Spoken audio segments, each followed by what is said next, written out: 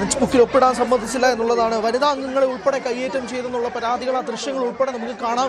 ശക്തമായ പ്രതിഷേധം നടക്കുന്നതും നിങ്ങൾക്ക് ദൃശ്യങ്ങളിൽ കാണാൻ കഴിയുന്നതാണ്. അതിനുശേഷമാണ് പിടിയും വലിയും ഉണ്ടാകുന്നത്. സ്റ്റാൻഡിംഗ് കമ്മിറ്റി ചെയർമാനായ ചെമ്പഴന്തി ഉദയൻ ഉൾപ്പെടെ വനിതാ അംഗങ്ങൾക്ക് നേരെ കയ്യേറ്റം ഉണ്ടാക്കുന്നു. ചൂടുവെള്ളം മുഖത്ത് കൂടി ഒടിക്കുന്ന കാഴ്ച, അതെല്ലാം സംഭവിച്ചു എന്നുള്ളതാണ്. പ്രായമുള്ള വനിതകളെ ആക്രമിക്കുകയാണ്. കണ്ടല്ലേ ഇങ്ങനെ പറയുന്ന ഭാഷ, അറപ്പുളവാക്കുന്ന ഭാഷ. നമ്മുടെയൊക്കെ സംസ്കാരം കാരണവും ഈ കൗൺസിൽ കാരണവും നമ്മളൊക്കെ ഒരു സിസ്റ്റത്തിൽ വിശ്വസിക്കുന്നതുകൊണ്ട് നമ്മൾ പ്രതികരിച്ചില്ല. പക്ഷേ നമ്മുടെ വനിതകളെ ആക്രമിക്കാൻ നമ്മൾ നോക്കി നിൽക്കുന്നില്ല. ആ സുഗതനെ പോലെ ഈ ഉദയനെ പോലത്തെ വിത്തുകാളെ കൊണ്ടുള്ള ഫാം ഇടണം. ആ മറുപടിയാണ് സുഗതനെ പോലത്തെ, സുഗതന വിയ്യൂർ ജയിലിലാണ്. ഉദയനെ പോലത്തെ വിത്തുകാളെ കൊണ്ടുവല്ല ഫാമിൽ ഇടണം. ഇനി എങ്ങനെയായിരിക്കും പ്രതിഷേധം? ഇനി എങ്ങനെയായിരിക്കും കൊച്ചു പിള്ളേരുടെ മുന്നിൽ സ്റ്റാൻഡിംഗ് കമ്മിറ്റി ഇടല്ലേ പ്ലീസ്. ഇനി എങ്ങനെയായിരിക്കും വെളിയിറങ്ങണം, തീരുമാനിക്കട്ടെ പാർട്ടിയായിട്ടുള്ളത്. പക്ഷേ ഈ ചെമ്പഴന്തി ഉദയനെ പോലത്തെ വിത്ത് കാളകളെ ഏതെങ്കിലും ഫാമിൽ കൊണ്ടുവിടുക. ഒരു കാരണവശാലും വിദ്യാഭ്യാസ സ്റ്റാൻഡിംഗ് കമ്മിറ്റി അദ്ദേഹത്തെ കൊച്ചുകുട്ടികളുടെ സ്കൂളിലോട്ട് വിടല്ലേ പ്ലീസ്. ഒരു അപേക്ഷയാണ്.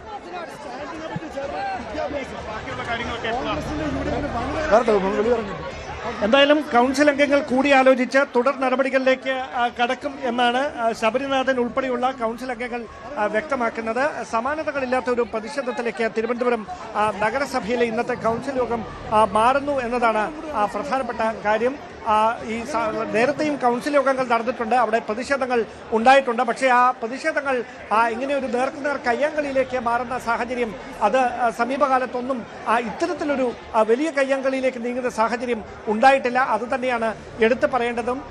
നിലവിലെ സാഹചര്യത്തിൽ എങ്ങനെ ഇനി ഈ സുഗതൻ വിവാദം അവസാനിപ്പിക്കാതെ സമാധാനപരമായി തിരുവനന്തപുരം നഗരസഭയുടെ കൗൺസിൽ യോഗം ചേരാൻ കഴിയുമെന്നത് വലിയ ചോദ്യചിഹ്നമായി മാറുന്ന ഒരു സാഹചര്യം കൂടിയുണ്ട്. എന്തായാലും UDF പിന്നോട്ടില്ല, പ്രതിഷേധം ശക്തമാക്കാനുള്ള ഒരു നീക്കത്തിലേക്ക് തന്നെയാണ് എത്തിയിരിക്കുന്നത്. ശബരിനാഥിന്റെയും മറ്റ് UDF കൗൺസിലർമാരുടെയും വാക്കുകളിൽ വ്യക്തമാകുന്നതും അതേ പ്രതിഷേധം തന്നെയാണ്. എന്തായാലും ഒരു കാര്യം ഉറപ്പാണ്, BJPയും അല്ലെങ്കിൽ സുഗതനെ പുറത്താക്കണമെന്ന് ആവശ്യപ്പെട്ടുകൊണ്ട് LDFും UDFും തുടങ്ങിയ പ്രതിഷേധം അത് സമാനതകളില്ലാത്ത മറ്റൊരു ദിശയിലേക്ക് മാറുകയാണ്. അതായത് ഇത് കേവലം നഗരസഭയിൽ മാത്രം ഒതുങ്ങി നിൽക്കുന്ന ഒരു വിവാദമല്ല, അങ്ങനെ അത് അവസാനിക്കുകയുമില്ല. അതിന് മറ്റൊരു രാഷ്ട്രീയ മാനം കൈവന്നിരിക്കുന്നു. അങ്ങനെയെങ്കിൽ ഈ പ്രശ്നം പരിഹരിക്കുന്നതിന് വേണ്ടി ഓരോ പാർട്ടികളുടെയും നേതാക്കന്മാർ വരെ ഇടപെടുന്ന സാഹചര്യം, അല്ലെങ്കിൽ സംസ്ഥാനതല നേതാക്കൾ വരെ ഇടപെടുന്ന ഒരു സാഹചര്യത്തിലേക്ക് കാര്യങ്ങൾ എത്തും.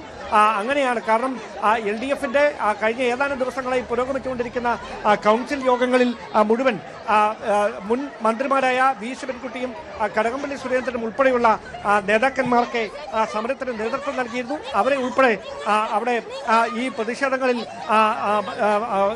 കേസെടുക്കുന്ന സാഹചര്യത്തിൽ അവർക്കെതിരെയും കേസെടുക്കുന്ന പശ്ചാത്തലവും ഉണ്ടായിരുന്നു. ഇപ്പോൾ UDFിന്റെ വനിതാ കൗൺസിലർമാർ അടക്കം മാധ്യമങ്ങളോട് ഇതുമായി ബന്ധപ്പെട്ട് തങ്ങൾക്ക് നേരിട്ട ദുരനുഭവം വിവരിച്ചുകൊണ്ടിരിക്കുകയാണ്. മേരി പുഷ്പം എന്നോടൊപ്പം ചേരുന്നു. എന്താണ് യഥാർത്ഥത്തിൽ ഇങ്ങനെ ഇത്രയും രൂക്ഷമായ ഒരു പ്രശ്നത്തിലേക്ക് നയിച്ച സാഹചര്യം? എന്താണ് രൂക്ഷമായ പ്രശ്നത്തിൽ ഞങ്ങൾ സമാധാനം വരപ്പെടെ ഞങ്ങൾ നേരത്തെ തീരുമാനിച്ച അങ്ങനെ തന്നെയായിരുന്നു.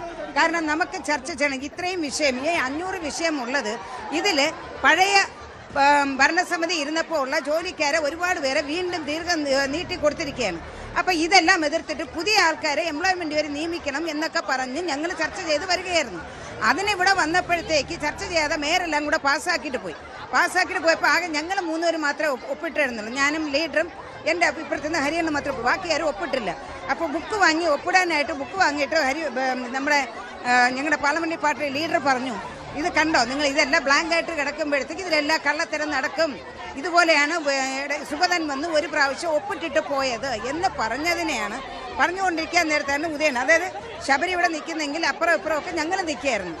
അവിടെ നിന്ന് സ്ത്രീകൾ നിൽക്കുന്നെന്ന് നോക്കാതെ ഉദയൻ പാഞ്ഞു വന്നിട്ടാണ് ശബരിയുടെ അതാണ് തന്നെ. ഇത് നോക്കിക്കഴിഞ്ഞാൽ വിഷ്വൽ നോക്കിയാൽ അറിയാൻ പറ്റും. പുള്ളിക്കാരി നിൽക്കുന്നത് സാരിയല്ല പോയിരിക്കുകയാണ്. സാരി പോയി പുള്ളി അടിച്ചതിൽ അടി കൊണ്ടു, മനസ്സിലായി. അപ്പോൾ അത് തീർച്ചയായിട്ടും അതൊരു ഗുണ്ടായിസമല്ലേ. നമ്മൾ മാറ്റം വരണം എന്ന് പറഞ്ഞ് മാറ്റം ഇതാണോ മാറ്റം വരേണ്ടത്? ചോദിച്ചത് ബോധപൂർവം ഇങ്ങനെയൊരു സംഘർഷത്തിലേക്ക് നീങ്ങിയതാണോ, അതോ ഈ ഹാജർ ബുക്ക് വലിച്ച് അത് ഒപ്പിടാൻ ശ്രമിക്കുന്നതിനിടയിൽ ഉണ്ടായ ഒരു കയ്യേറ്റമാണോ ഇങ്ങനെയൊരു വലിയൊരു സംഘർഷത്തിൽ? ഞങ്ങളൊന്നും ഉണ്ടായിച്ചതിനല്ല, ഞങ്ങൾ കാര്യം പറഞ്ഞു. കാരണം നിങ്ങളാണ് തെളിവ്, നിങ്ങളുടെ കയ്യിലാണ് ചാനൽ ഇതൊക്കെ ഉള്ളത്, മീഡിയ അപ്പം നിങ്ങൾക്ക് തെളിവ് തരുക എന്നുള്ള രീതിക്ക് ശബരി എടുത്ത് ഇത് കാണിച്ചു, ബുക്ക് കാണിച്ചുകൊണ്ടിരിക്കാൻ നേരത്തെ അവരാണ് ബോധപൂർവമായിട്ട് ഓടി വന്ന് ഞങ്ങളെ ആക്രമിക്കാനായിട്ട് വന്നത്.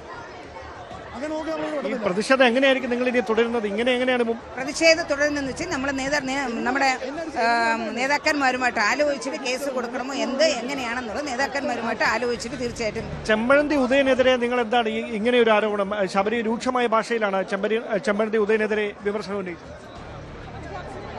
കണ്ട സാരി കണ്ട നിങ്ങൾ ചെമ്പഴന്തി ഉദയനെതിരെ എന്ന് പറയുന്നു, കണ്ടല്ലോ. സാരി എല്ലാം ഊരിക്കിടക്കുകയാണ്, മനസ്സിലായോ? അപ്പൊ അതുകൊണ്ടാണ് പറഞ്ഞത്. നമുക്ക് അങ്ങനെയല്ല, നമ്മൾ ആരെയും ആക്രമിക്കാനും പോലെ ഒന്നിനും പോകാറില്ല.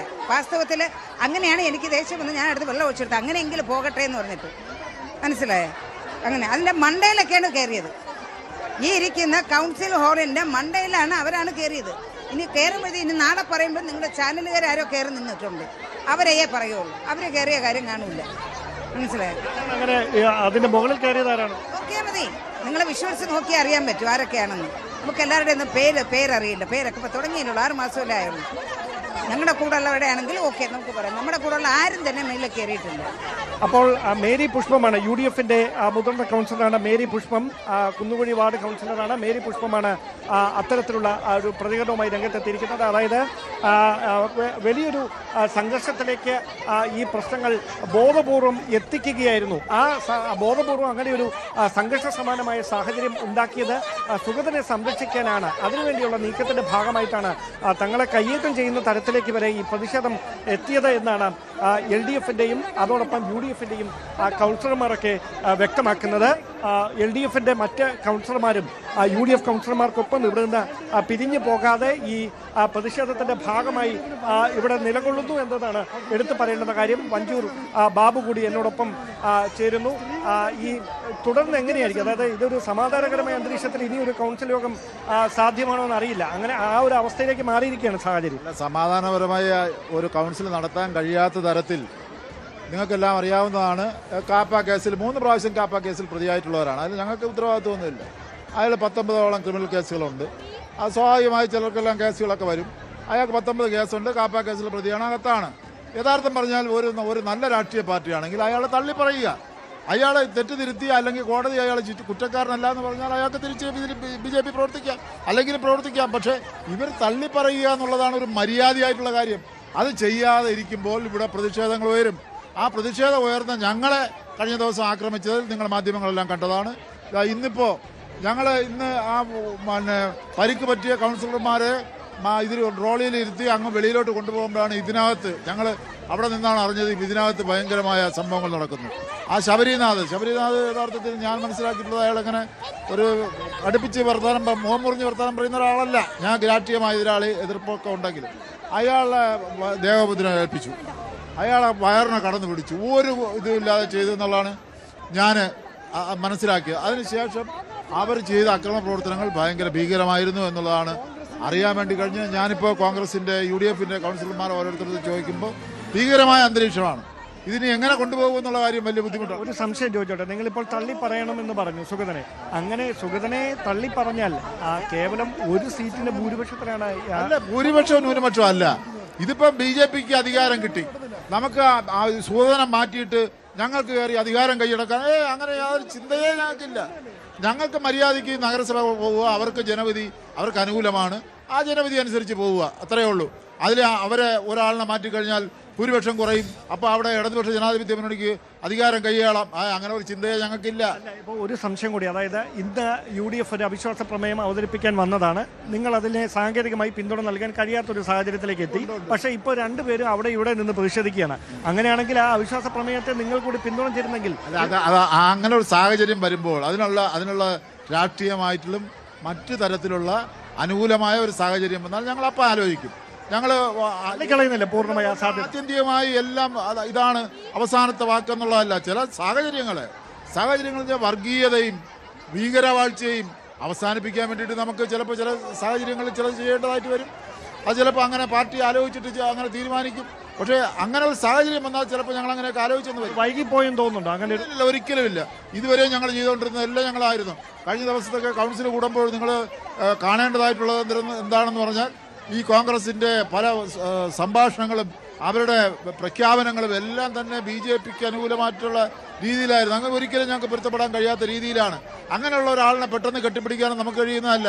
അവർ ശക്തമായി ഇതിനെ നേരിടുകയും ശക്തമായ നിലപാട് സ്വീകരിക്കുകയും ചെയ്താൽ അപ്പോൾ ഞങ്ങൾ ആലോചിക്കും. അതായത് ഈ മേയറായി ഉയർത്തി കാണിക്കാൻ താല്പര്യപ്പെടുന്ന ആൾക്ക് ഒരു കൃത്യമായ ഒരു മതേതരത്വ മുഖമുണ്ടെന്ന് ഉറപ്പാക്കിയാൽ മാത്രമേ അങ്ങനെ അല്ല, മേയറാകുന്നതിന് അതിവിടെ വിഷയമല്ല. ആര് മേയറാകുന്നു, ആർക്ക് ഭരണം കിട്ടുമെന്നുള്ളതല്ല ഞങ്ങളുടെ മുമ്പിലുള്ള വിഷയം. കൂടുതൽ വാർത്തകൾക്ക് News 18 Keralam YouTube channel subscribe ചെയ്യുക.